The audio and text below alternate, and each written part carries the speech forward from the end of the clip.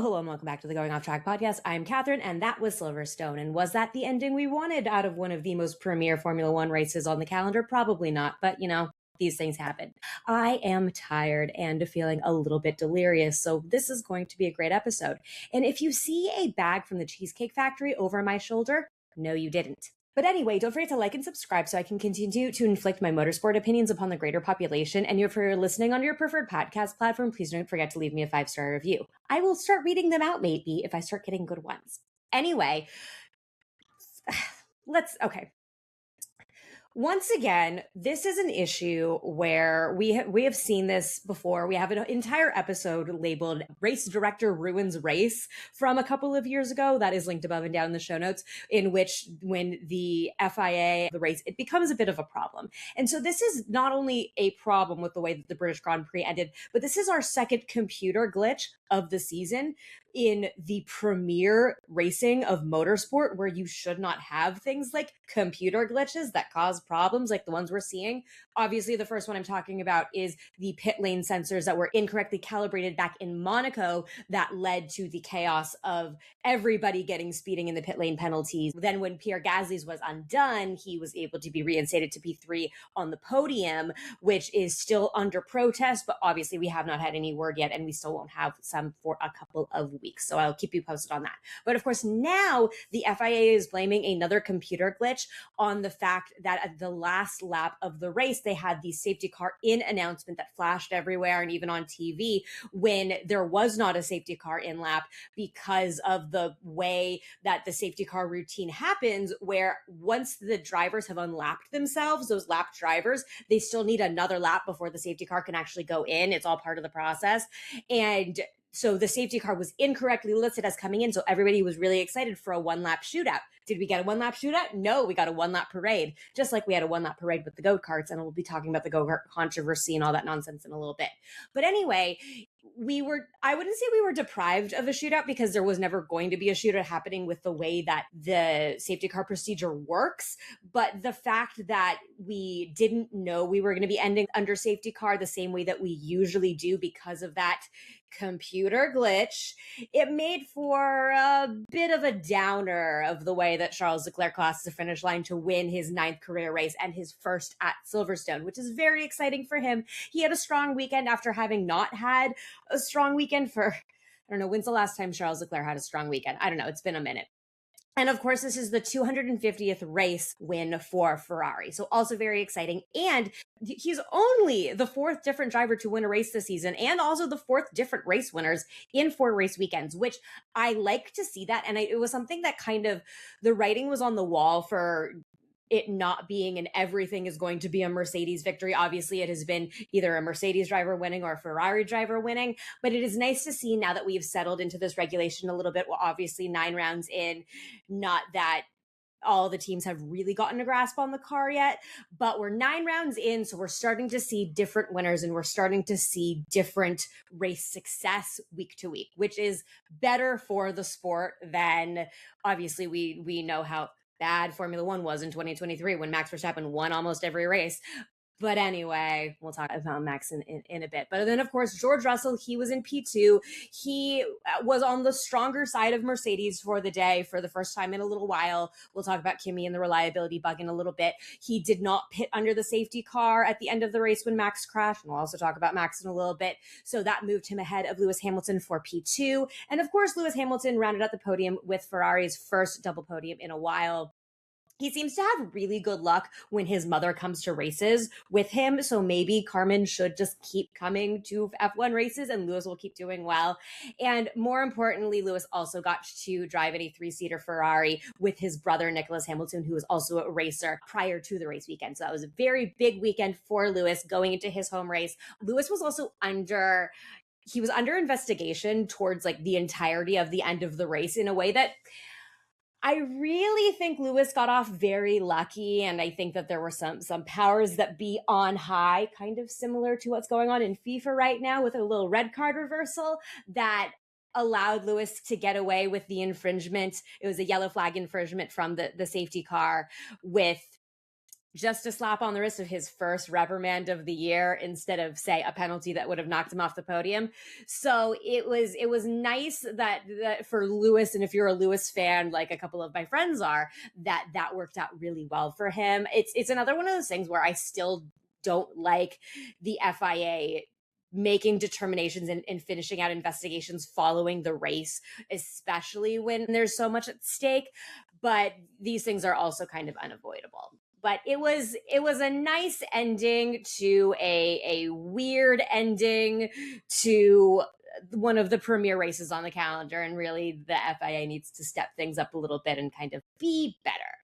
But moving on to who else impressed. Shocking for me to say this, but the McLaren livery, as expected, looked amazing on TV. That car was very well done. Good job, McLaren. You still hate one of your drivers, and that's bad of you. But anyway, moving on to actual things that happened on track that were impressive. Racing Bulls have been really consistent lately, obviously in a way that Red Bull has not, and especially Max's Red Bull has not. Like I said, we're going to get there in a second. But Liam Lawson and Arvid Lindblad both finished in the points. They finished P6, P7. No, I'm not going to do the thing. And of course, this is points on Arvid Lindblad's home debut. And that consistency is really good and obviously really important to all of the prize money that is going to be divvied out later in the season. Obviously, it looks like P1, P2, and probably also P3 are pretty locked up right now. Maybe we have a Red Bull McLaren switch depending on how things go towards the backside of the season. We'll see.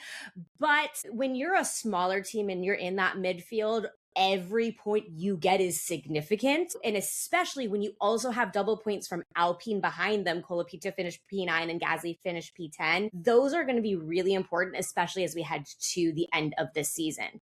Also, Gabriel Bortoleto had Audi's best finish in F1, which is Audi and Stake, two teams, different hat. The Sauber, it's not different. It is different, but he finished in P8. That was their best finish in F1. He finished in P9 in Australia, which was also the last time he scored points, obviously.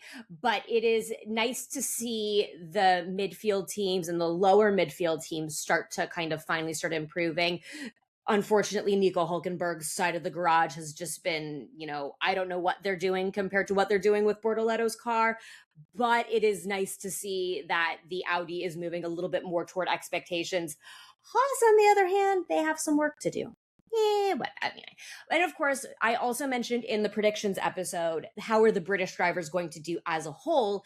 And I predicted that there was going to be one British driver on the podium. Well, I was wrong. There were two. Obviously, it was George and Lewis. And we had 4 of the 5 British drivers. Remember, Alex Albon is technically a tie driver, even though he was born in the UK. 4 of the 5 British drivers finished in the top 10. And Ollie Bearman was not far behind in P12, but it's a Haas. I think Ollie did better in the Lego parade, but we'll talk about the Lego parade in a minute. First, we got to talk about what disappointed. More what than who disappointed, because I think that the other than the obvious, which is Aston Martin and also Williams has been struggling a lot lately. I really feel like they're not meeting expectations in any way right now this season, which is really unfortunate because obviously it's Williams. But between Williams' struggles, Aston Martin just existing, and Haas just having their struggles, and it's more the Ollie Bearman side of Haas because Esteban Ocon is just Esteban Ocon. Like I said, he's probably safe in the seat for 2026, but 2027 is going to leave some big question marks. So those are some of the more vague of the disappointments from the weekend, but they've also been disappointments for multiple weekends in a row. So there's how much do we really need to reiterate the fact that the Aston Martin is terrible? And how much do we need to reiterate the fact that Esteban Ocon is not meeting expectations and Ollie Bearman is just kind of on a little bit of a downswing right now? Fortunately, he's a young driver, so there's still time for him. And then Cadillac, of course, they're just here to have fun and learn. Though I did think it was a little bit weird, like the livery aside, and I said in the predictions episode that the Cadillac livery did look great, but having your Mexican and Finnish driver wearing American flag helmets to celebrate the America 250 weekend in Silverstone, that just struck me as a little weird. I think more so just because like the Mexico side of things, Valtteri, he'll wear whatever the heck he wants as long as it comes in budgie smuggler. But Sergio Perez, a Mexican driver wearing an American helmet, that just was really, it was very interesting to me. I had some like geopolitical thoughts about that. Anyway, most importantly of what disappointed, Max Verstappen's rear wing. Once again, it has failed.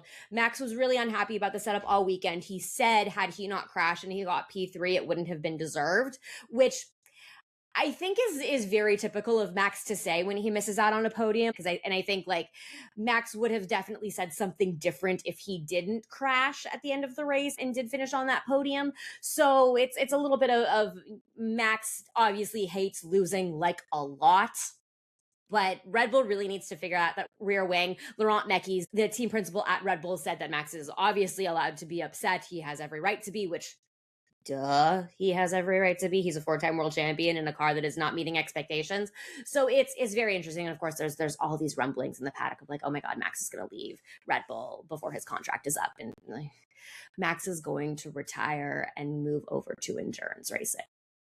That's my bet. And also to speak on things that disappointed, Kimi Antonelli's everything. It was the reliability bug that we have seen bite both Mercedes cars has been biting Kimi Antonelli's car really, really hard lately. And that's unfortunate. And he also, after the race, got an additional 5-second penalty that knocked him down from P11 to P16 and then picked up a position because Carlos Sainz got a brand new weird penalty that we've never seen before because apparently he improperly overtook the safety car when he was not one of the lapped cars. So he got added to his finish a single penalty lap, which I don't even know how they calculate what a penalty lap is. Obviously, there's a time that would be added because it happened after the race. It's not like he just stopped driving as the lead drivers drove a lap and then went back out on the track. I think that's how you could do it live. I don't think if it was done live during the race, it would have just been a drive-through penalty, I think, or something. But it was a weird penalty of a single lap that was added that dropped him down from P12, which would have been a not great finish for a Williams car, but not terrible, to P17, which was worse. So that was just really weird. I can't wrap my head around that one, and I don't think a lot of other people can either. Can you? Tell me in the comments. What are your thoughts on that weird penalty? Obviously, it doesn't matter because he wasn't finishing in the points anyway, but still, weird. And remember my predictions episode when I did all my predictions and didn't talk about the fact it was a sprint race? Well, that's because I forgot. And yeah, there was a sprint race this weekend. Oops, I remembered that the night before the race weekend. It was great. I said a lot of great words that you would have to censor out on this podcast. Well, might not have, but I don't think the YouTube gods would be very happy about that. But anyway, Kimi Antonelli won. He sniped the win from Lewis Hamilton. He didn't snipe it. He took it from lap 1. It was pretty decisive. He is now the youngest sprint winner in the history of the sprint, which guess what is a stat that means nothing because the sprint is like 5 years old. And I think the biggest thing is Lando Norris at the end of the race, for all that he finished on the sprint podium, was not happy with the McLaren strategy. The radio messages we heard were not thrilled. Awkward. But hey, that car looks beautiful on track. I'm going to miss that car. I mean, I'm not going to miss that car that much because it's a McLaren and we all know how I feel about McLaren, but it was still a nice car.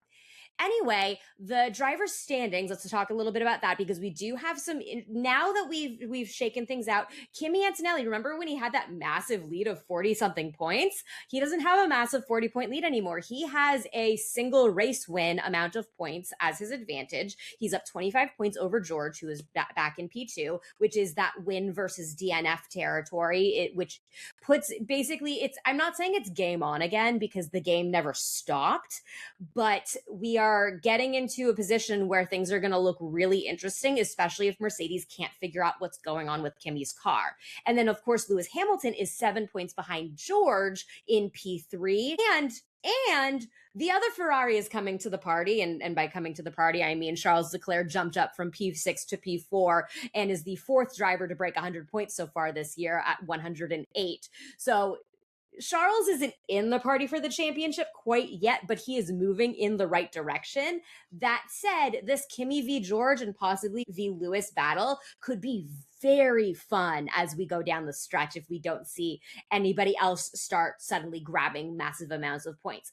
Obviously, Kimi had a really big advantage with that big win streak of his, but that win streak was not the 11 race win streak that Max Verstappen had in 2023. So Kimi has a lot of work to do if he wants to maintain his championship hopes. George also needs to do a lot, I think, more on the mental side and also the reliability side for George if he wants to win this championship. And Lewis just needs to keep getting anything and everything he can out of the Ferrari and pray that Ferrari doesn't Ferrari themselves. And Charles, I think, needs a miracle, but I mean, I wouldn't rule it out. From the constructors standing side, Mercedes has 333 points. They are solidly in first place. Ferrari is back at 255, and then you have McLaren with 179. Red Bull is in fourth with 128 points, but the really interesting is the battle for P5 right now is something to keep an eye on. Usually it's the battle for P6. The last couple of years, it has been the battle for P6, but keep an eye on this battle for P5. Alpine is currently up 1 point on Racing Bulls, 60 points to 59 points. As I said, both teams had double points finishes. We had a P6, P7. I'm not going to do the thing for Racing Bulls and a P9, P10 for Alpine. There's really big money, as I've said, when talking about the Constructors Championships. There's big money between P5 and P6 in the championship. Those are millions of dollars those teams are going to want for engine development, car development going into next year. So as much prize money as they can get, it means they're going to be wanting to get as many points as they can get. And then on the backside of the lower midfield, we have Haas in P7. They are idling at 21 points. Williams has only 11 points. They're in P8. Then, of course, Audi only has the 6 points from Gabriel Bortoleto this year. Aston Martin has a single lowly point from Fernando Alonso, who did get out-qualified by Lance Stroll, but does that really matter in the grand scheme of Aston Martin's season this season? No, it does not. And then our friends at Cadillac are just happy to be here. Hopefully they will get points soon. Maybe. I don't know. But anyway, let's talk about the little controversy we had going into this weekend, as if this weekend didn't have enough controversy with the way that we had that computer glitch from the FIA. Oops, which is, of course, the Lego driver parade. So I was talking to someone a couple days ago about this, and obviously we've heard very vocally that Lewis and Max did not want to do it for different reasons. Lewis felt it was a little dangerous. Max thought it was silly and unbecoming of an F1 driver, even though it did look like they were both having fun. But that was kind of the big sound bites of the week. And there's a very interesting line between the drivers doing their usual weekend obligations, because obviously these aren't just people who come and drive cars. They have media presence and all of these obligations that they have on a day-to-day basis going into race weekends, and especially on race weekends, and actually having to do the thing that they get paid millions upon millions of dollars to do every season, to actually have to do that outside of their typical capacity, which is to say having to drive in a race in karts that is not what they're paid to do. Which, so it's a little, is it a little bit like, just do the thing. It's what you're here to do and the fans love it. It is a little bit of that. And obviously when it's someone like Max or Lewis saying it, it's because they have so many obligations and there's so many things that they have to do on a daily basis, weekly basis, all year long, because they have media obligations as part of their contracts that are alongside for like to pander to sponsors and all of the other media presences that they have on their own. So there's so many things that a driver has to do. And they're like, oh, I need to drive another lap in not my F1 car. So it's so many things that lead to them getting a little grumpy, I guess. And so, of course, we were in Lego-made go-karts, similar to the full-size F1 cars that they had in Miami in 2025. And I talked to somebody about being a little worried that you wouldn't be able to replicate the magic of the Miami Drivers Parade, where they were all in those giant Lego F1 cars, which, of course, were two-seaters. And these were all, every single driver got a single one. But I wouldn't say it was better than the Miami race. I think the Miami one was better because they were both in with their teammates. So I think there was a little bit more shenaniganery available. Obviously, we had some great bumper car moments between like Max and Lando. We had the, let's call it very rehearsed, we're going to try to cut across on the gravel, which that was done in way too much unison for it not to have been planned prior to, when they were in the garage waiting and making their evil plan about how they were going to make this race as shorter and as funny as possible. Of course, we had Carlos Sainz hitching a ride with Lando Norris. They used to be teammates at McLaren. They are very good friends. We had fun things like Arvid Lindblad trying to FaceTime while driving, Lewis Hamilton texting while driving. Don't do that. That's bad. And of course, Fernando Alonso's first win of the season because the Aston Martin go-kart is better than the Aston Martin F1 car. That's embarrassing. Adrian Newey should be raising hell, which I know it's a go-kart. It's not serious, but it was nice. It was entertaining. Didn't understand why Mohammed Ben Sulayem needed to be there with them, but we know why. And do we need to have something like this every single weekend? No. Is it nice to have a driver parade that has some gimmick, whether it's a historic car or a Lego built car or something like that every once in a while? Yeah, it's a nice thing, and it gets even more eyes onto F1, which is of course the entire point of all of this. It's why Gucci is joining Alpine, and they're taking over Alpine as their title sponsor next year, because they need as many eyes as possible. And the more you get eyes on the broadcast early on for the silly little driver parade, that's more likely that somebody's going to actually sit there and watch the entire race too. So it all is this grand plan of how are we marketing F1 to the most amount of people so that the most amount of people can get eyes on this sport, which is one of the biggest sports on the planet. So very interesting. We also had some other really interesting bits of news this weekend that I wanted to cover since we have a couple of weeks off. First of all, Christian Horner was back in the paddock for the first time since leaving Red Bull this weekend. Obviously, he lives nearby at Silverstone. He had to show up at some point. He just announced that he's going to be releasing a book in October about his time as Red Bull team principal and bringing Red Bull to Formula One, and probably also his motor racing career. I think it's going to be a really interesting book. I will read it at some point. We'll finally get back into F1 Book Club, which I need to read that book. I need to read Susie Wolf's book. Gunther Steiner came out with another book. There's so many books that I need to read. Oh, the Bernie Collins book. I need to read the Bernie Collins book at some point. So don't forget to subscribe, because eventually we will do F1 Book Club. Anyway, so Christian Horner, he's not gone. Obviously, there have been rumblings of a 12th team coming onto the grid.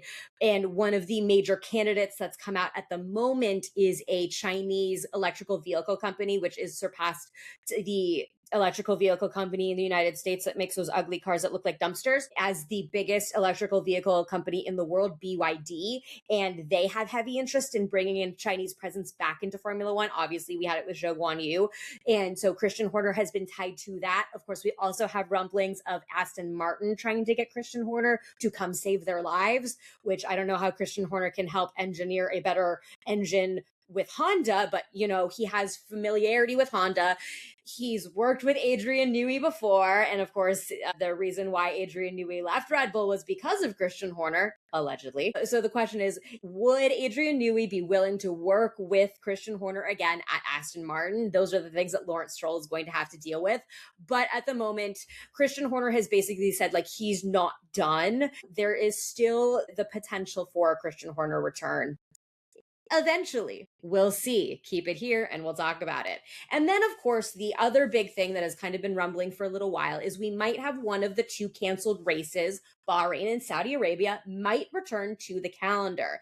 We had representatives from the Kingdom of Bahrain in Silverstone this weekend to talk to Stefano Domenicali, who basically said that if they're going to attempt to add or return one of these races to the schedule, which obviously is very difficult to just throw in an extra race on a whim, that it would have to be decided before the summer break, which is coming very soon. It's just a few weeks away. So there's really not a lot of time to get all of that worked out for them to announce it and make it happen. But it looks like they've got a window between Azerbaijan and Singapore. So that's rounds 15 and 16. It would be, I think they said that they would race on October 3rd.